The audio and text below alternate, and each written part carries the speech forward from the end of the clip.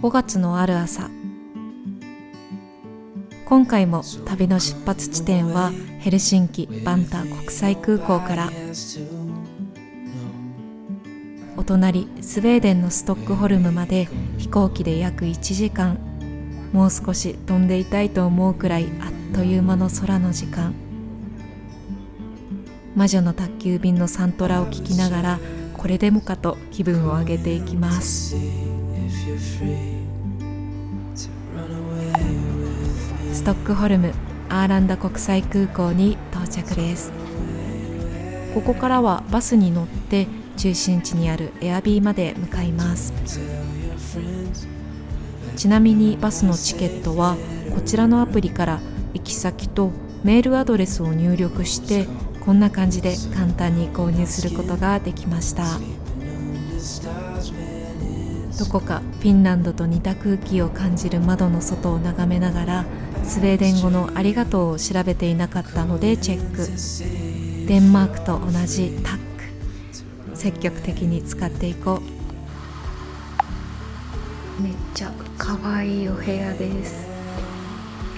ここになんとお菓子が置いてある。で、こっちもこんな感じにチェアがあって、机もあって、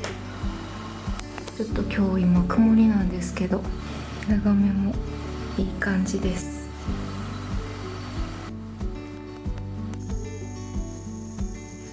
嬉しい。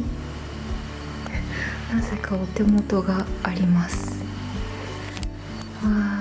いただきます。エアビーに無事チェックインして、宿もいい感じで、本当におばあちゃんが住んでいて、その一室をこう間借りさせていただくような感じで、なんだかとても温かいお宿でした。ちょっとこれからストックホルム散策に行きたいと思います。ちょっと今日は曇りがちで、夕方ぐらいから雨が降るらしいので、サクッと行きたいカフェとかちょっと巡って美味しいものを食べて、であとはお家だったり、カフェとかでのんびりして、1日目はゆったり行こうかなと思います。公共交通機関については、私はいつも都市と日数とどんな感じで巡りたいかを AI に投げたりして調べています。今回は2泊3日で街歩きをしたくて、街自体が大きめで歩けないこともありそうだったので、72時間のフリーパスをゲット。バスもトラムもメトロも船もこれで乗り放題だったので大正解でした。通りを歩いていたら、最近気になるアルケットを発見。ちらりと覗いていきます。シンプルだけど色や形が絶妙で可愛い。フィンランドにもあるので一旦保留。お昼ご飯を食べにフードマーケットのような場所へやってきました。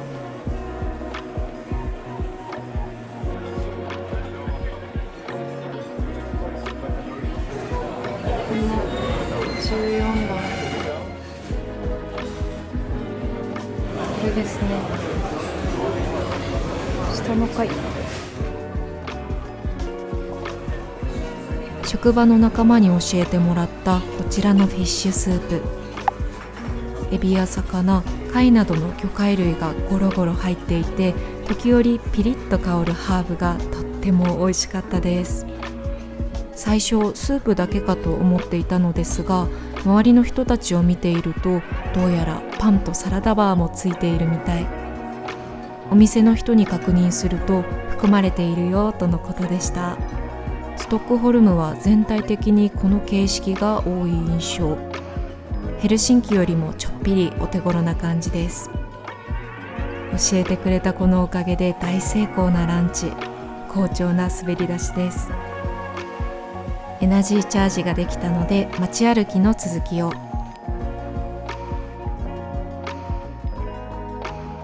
気になっていたカフェにやってきました。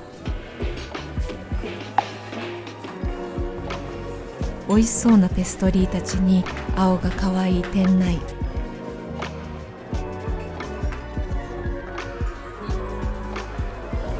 ここれはトートバッグ注意報と思っていたら、やっぱり可愛かった。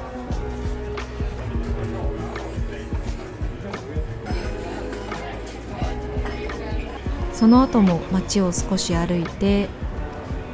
朝早い出発で少し疲れていたので図書館で一休みすることに。こじんまりとしているけれど素敵な図書館。ヨーロッパの歴史ある図書館たちは美しくてみんなに開かれていて、とてもいいなと思います。ここでしばし作業を進めつつ体を休めたので、早速魔女の宅急便の舞台ガムラスタンを歩いてみることに。本命は晴れの予報の明日ですが、特に予定も決まっていないので覗きに行こうと思います。途中王立公園やストックホルム宮殿を通ってガムラスタンに到着です。晴れていたらもっと綺麗なんだろうなと想像しながら街を歩いていたら、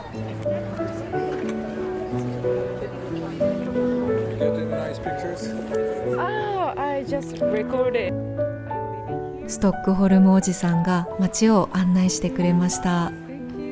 壁に刻まれた言葉の意味を教えてくれたり、私一人だったら絶対に見逃してしまうようなバイキングの石碑についても、この建物の建築資材としてどこかから運ばれてきた石碑で、ストックホルムの町自体よりも古い歴史のある石碑なのだそう。この色とりどりの建物たちは約500年前のものであることや、教会の中庭にいる小さな銅像の頭を願いを込めながら撫でると、その願いが叶うと言われていること。そしてその教会はフィンランドの教会であることを教えてくれました。この銅像の王様は実はフランス人で、跡継ぎがいなくなったスウェーデン王室に当時軍人だった彼が任命されたそう。フランスからさまざまな文化をスウェーデンに伝えたり、今のスウェーデンの礎を築いたりと、今でもスウェーデンの人々から称えられているみたい。その後はちょうど17時から国立美術館が無料で開放されているとのことで、その見どころまで案内してくれました。レンブラントの作品がいくつかあって、それが素敵だったな。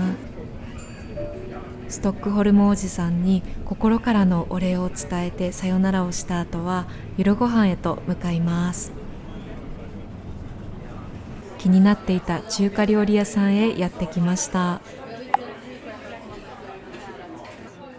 ここのホットポットダンプリングがとっても美味しかったです。人気店のようで地元の人たちでとてもにぎわっていました。思いがけずストックホルムのことをたくさん知れたいい一日だったな。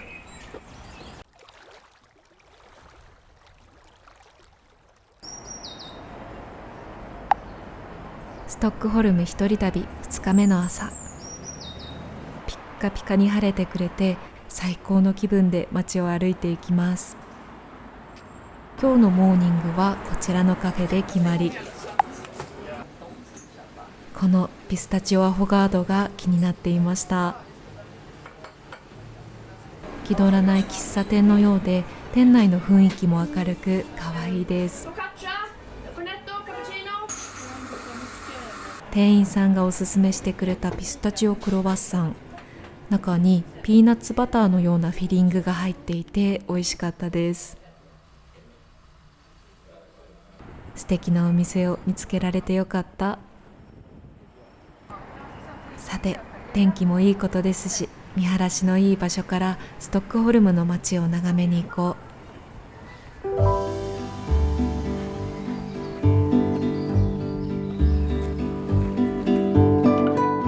う。ライラックのいい匂いが至るところで香ってくるストックホルム。待って、すごいんじゃないこれは。この丘はガムラスタンが少し遠目だったので、近くにあるもう一つの眺めのいいスポットへ移動してみようと思います。ここでもカササギに出会えました。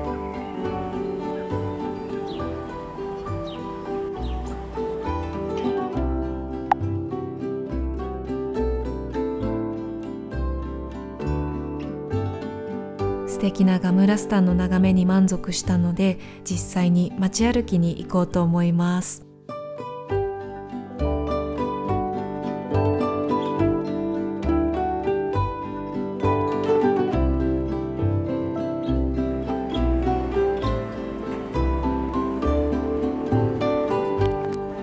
昨日のストックホルムおじさんが教えてくれたランチのお店へ。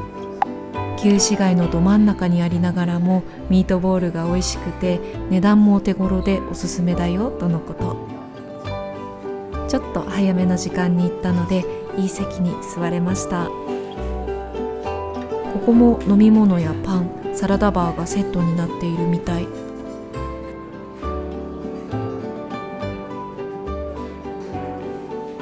ても美味しそうです。偶然近くの席に座っていた現地のガイドさんから「君、いいお店知ってるね」と褒められました。ストックホルムおじさん、ありがとう。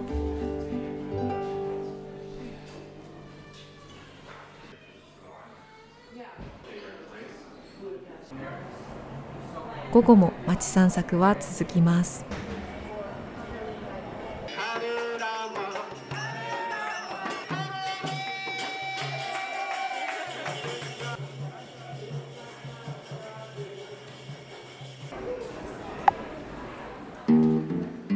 素敵なポストカードたちに惹かれて入ったお土産屋さん。ここでも美味しいご飯のお店や景色のいい場所のおすすめを教えてもらいました。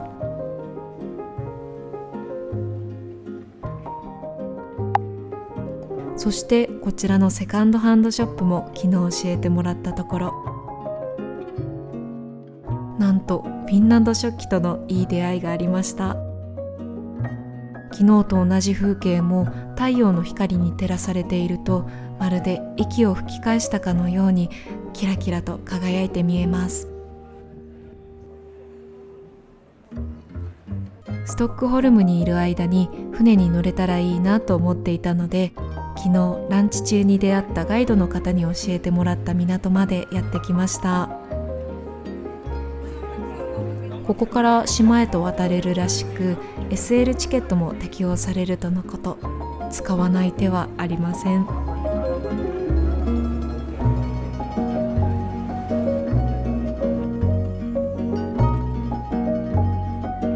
昔スウェーデン王室の狩猟場や別荘地だったユールゴールデン島にあるローゼンダールトレードゴードへ。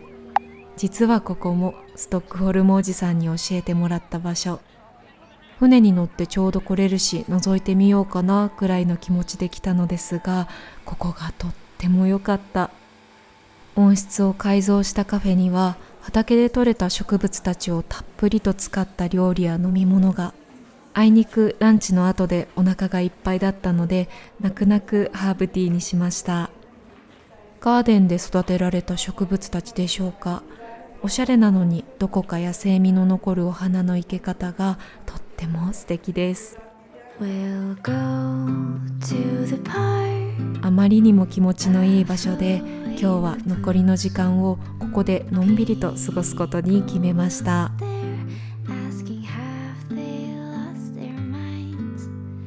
まるで小さな頃に憧れた魔女のお家のお庭のよう。植物の種や苗もここで買えるみたいです。フラワーベースやグッズなども素敵なものがたくさん。なんだか無性にアイスを食べたくなってサマーベリーのアイスバーをゲット。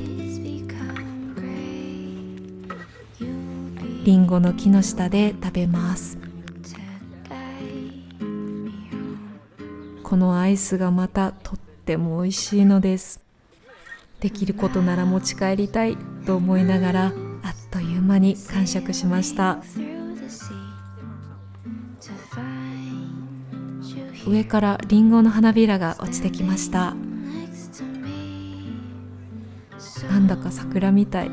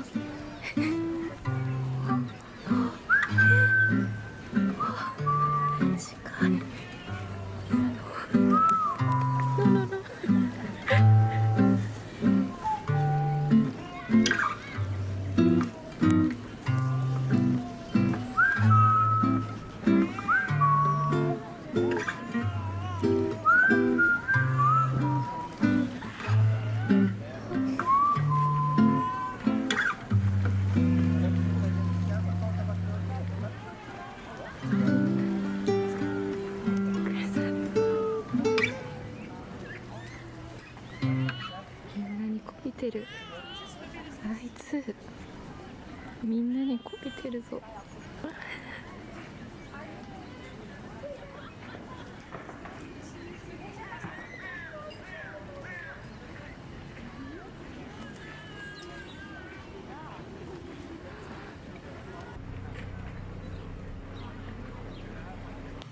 ストックホルム街歩き2日目、エアビーに戻ってきました。今日ものんびり気ままに、予定はなくって思いついたままに街を巡ってたんですけど、本当に今日は天気が良くって、天気に恵まれて、昨日もガムラスタンの街、その魔女の宅急便のモデルとなった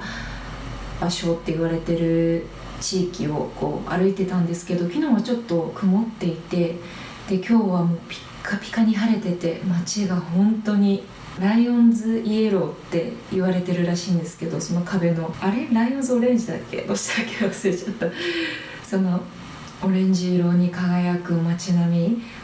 街のその建物の壁の色とかが本当に綺麗で、緑と太陽の光と映えて、ピカピカに輝いてて、本当に綺麗でした。やっぱり太陽があるかないかで全然街の映り方って変わりますね。で、今日買ったものたちをご紹介していこうと思います。まずはこのポテチ、コープって読むのかな、フィンランドのスーパーにもそのメーカーの種類があるんですけど、コープの、スーパーでゲットしたスウェーデンの多分ポテチですね。これがむちゃくちゃ美味しくって、ぜひストックホルムに来た方はゲットしてみてください。私はハーブソルトゲットしたんですけど、トリュフとかチーズとかいろいろ味がありました。これ止まらなくて結構食べちゃいました。これと、これが昨日声をかけてくれて街を案内してくれたおじちゃん、最初ちょっと身構えたんですけど、ただストックホルムの魅力を伝えて案内してくれるただのいいおじちゃんだったっていう人が教えてくれた、このガーデンカフェみたいなところがあって、もうすごく広い敷地に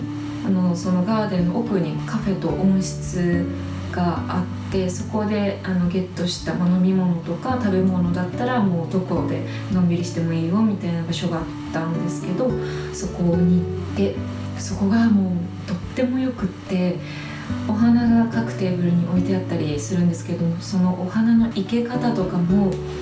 なんか素朴だけどすごくおしゃれで可愛らしくて、野の花をこう摘んできて生けたみたいな感じで飾られているのが本当に可愛らしくて、すごくお気に入りの場所になりました。またストックホルムに来ることがあれば行きたい場所のうちの一つです。で、そこでゲットしてきたものが、まずじゃーん、これがポストカードです。そのお店に生けられていた野の花をこうイメージしたようなポスターがいくつか売っていて、そこで作ってはいないとは思うんですけど、なんか素朴な野の花を集めたブーケの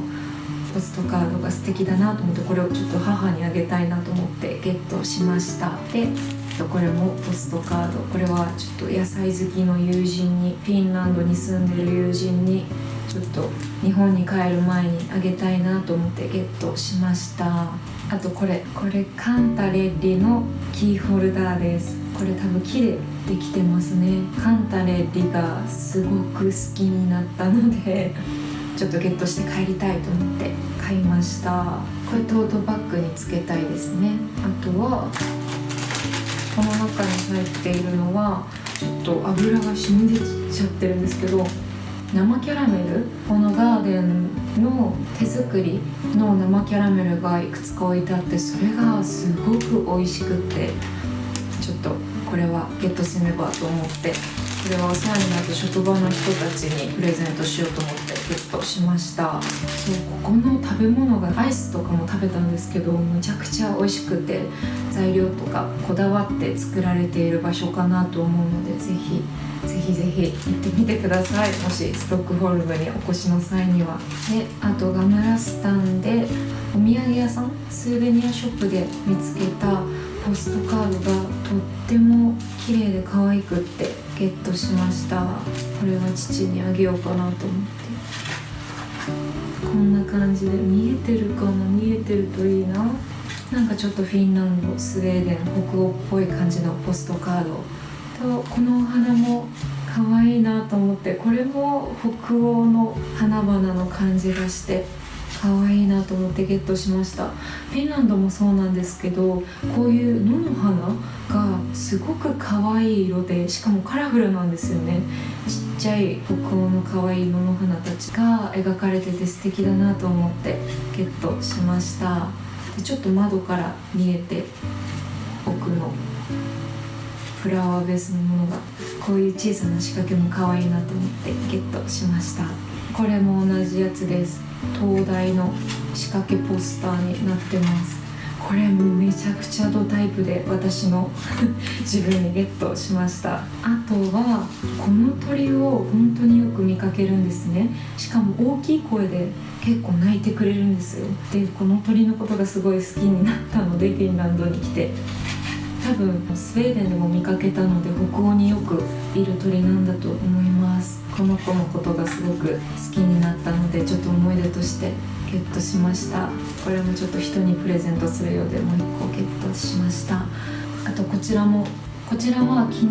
そのおじちゃんが教えてくれて、5時以降は美術館が今日は無料だよっていうのを教えてくれて、行った美術館にレンブラントの作品がいくつかあって、でおじちゃんが全部見どころポイントも案内してくれたんですけど、でそのレンブラント私好きなんだって言ったら、帰りに今日のお土産あげるよって言ってくださって、そのレンブラントの自画像のポストカードです。初めて You made my day ってあなたのおかげでいい一日になったよっていう言葉を初めて英語でリアルな会話で使ってくれて、すごく嬉しかった一日でした。ただのいいおじちゃんでした。なんかそういうちゃんと大丈夫かなこの人っていうのは、危機感、アンテナはちゃんと張っといた方がいいと思うんですけど、なんかそんなにもう全部無理ですごめんなさいで頭ごなしにこうシャットダウンするんじゃなくて、ちゃんと感覚を尖らせつつも交流を楽しむっていうのがいいなって昨日思いました。そういう出会いがたくさんあって、ストックホルムは楽しかったです。このポストカードを買ったお店のお兄さんが、ここめちゃくちゃいいよってお店いっぱい教えてくれたりとか、昨日のおじちゃんが教えてくれた歴史あるミートボールのそのカフェでご飯食べてたら、ガイドツアーをしている人かなが声をかけてくれて、でいいところ選んだねって、だってここめちゃくちゃ美味しいし安いし、しかもコーヒーまでフリーでもらえるからいいセンスしてるよって言ってくれたガイドツアーのおじさんも見どころとか教えてくれたりして、そういう出会いにすごい恵まれてるストックホルム旅だなと思っています。でこれも昨日のおじちゃんが教えてくれたそのフィンランドのセカンドハンドショップみたいな感じで、ストックホルムにもそういうお家のもういらなくなった家具とかをリサイクルに出して、それをこう売っているセカンドハンドショップがあるんですけど、なんかここだったら普通のアンティークショップとかよりも安く手に入ると思うからおすすめだよって言ってくれたところに今日足を運んでみたら、なんとイッタラのアイノアルトがデザインしたグラスと、あとこれはアラビアのマグカップで、これ私ずっとアラビア行くたびにちょっと気になってたんですけど、ちょっと値段もするし、まあいっかと思って諦めてたやつが全然フィンランドよりも安い価格で売られていて、なんでだろう、不思議、まだ現行で出回ってるっていうのもあるのかな。でも本当状態もめちゃくちゃ新品みたいに綺麗でラッキーと思ってゲットしました。自分へのフィンランドストックホルム土産ということでゲットしました。こんな感じですかね。今日もいっぱいいろんなものに出会いましたね。なんかのんびりただ歩いてるだけだけど、それでもいろんな出会いがあって、結局いろんな、その街の素敵なところを巡れたりして、本当にラッキーな出会いに感謝っていう感じです。やっぱりその土地のことはその土地に住んでいる人に聞くのが一番ですから、ラッキーでした本当に。はい、明日は最終日なんですけど、ちょっと無理してなんかいろんなものを見なきゃじゃなくて、本当に気ままにのんびり旅できたらいいなと思います。ストックホルム一人旅3日目の朝、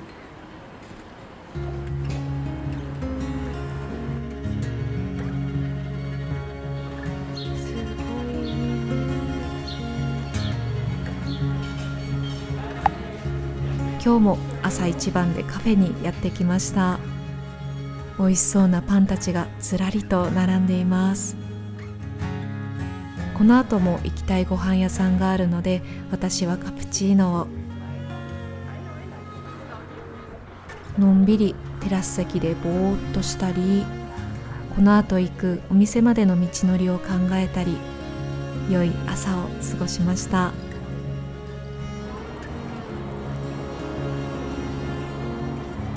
お店が開く時間までまだ少しあったので、バスに乗って美術館の方まで。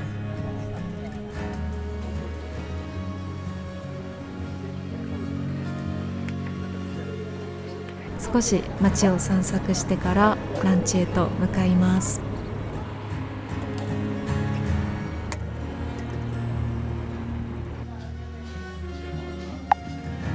昨日お土産屋さんで教えてもらったファラフェルのお店にやってきました。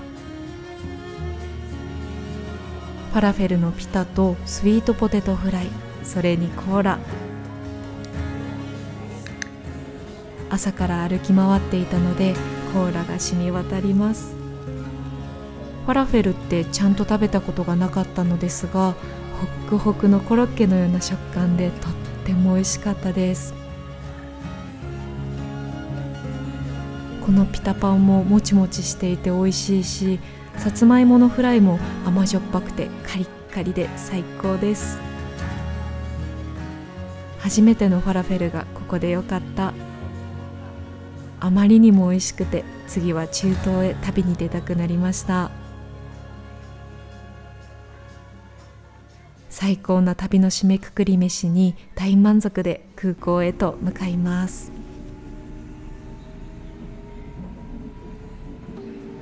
そういえば初日は高速バスで市内まで来ましたが、 SL チケットの72時間券の範囲内で鉄道とバスを乗り継げば空港まで出れるみたい。交通費を節約したい方はぜひチャレンジしてみるといいかもしれません。最後まで見てくださりありがとうございました。気ままなストックホルム一人旅、素敵なおすすめを教えてくれたストックホルムの人たちに大感謝な3日間でした。